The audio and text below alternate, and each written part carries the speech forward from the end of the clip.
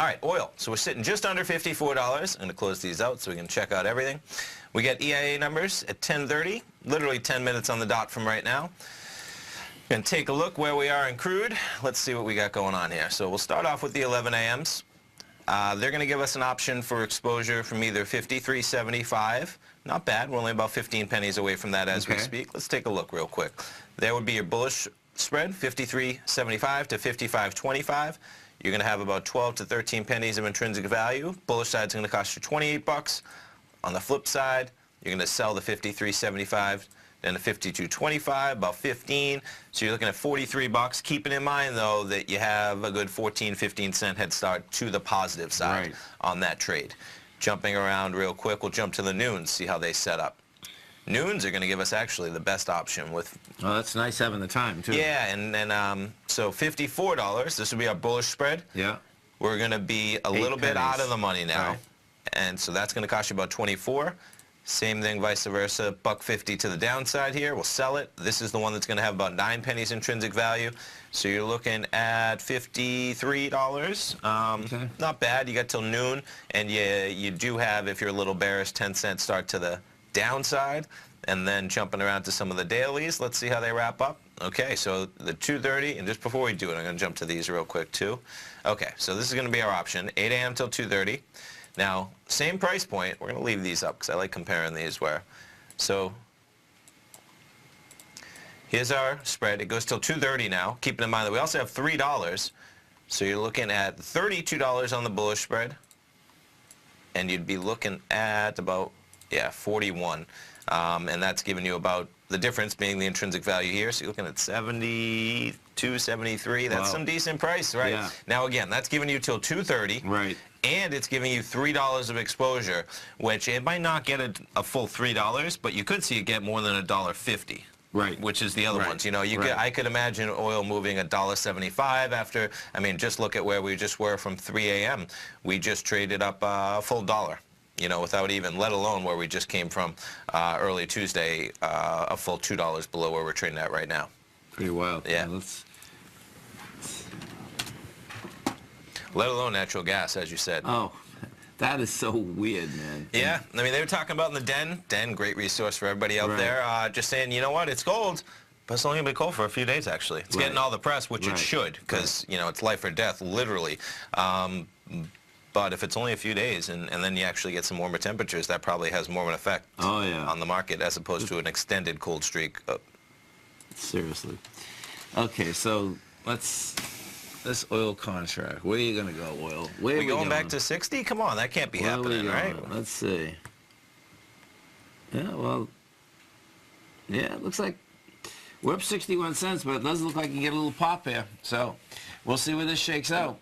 It's right at the top of the range. And it's always intriguing, folks, at the top and the bottom of the range, because if you don't make it, you know, they'll take it south. But this looks like it wants to do a little pop here. I just wanted to see where we're looking at for retracements from that. I mean, it's nothing.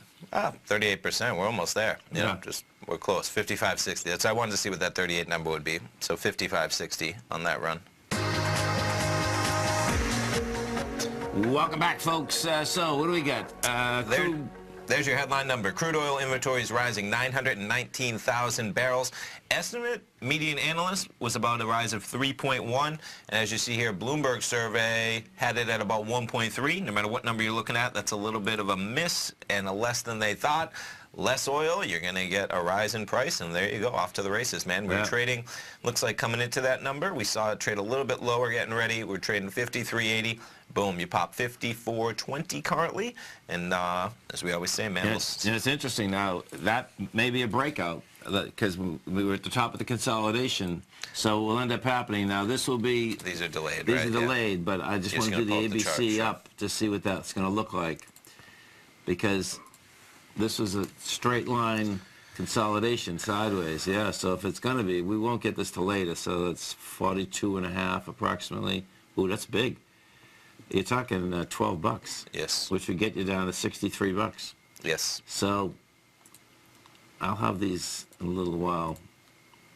It's going to need a lot of, it would need more than 950,000 contracts, but we'll see.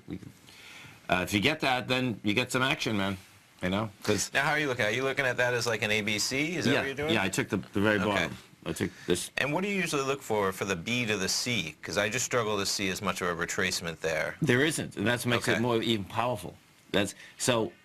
What happens is that you can have a ABC up that just you have the first move, and the most powerful one is kind of like this. You just go sideways. You don't even get a retracement, and then it breaks topside, takes out the higher point. That'd still be the C point. Your highest point is the C point, Okay. which is 54.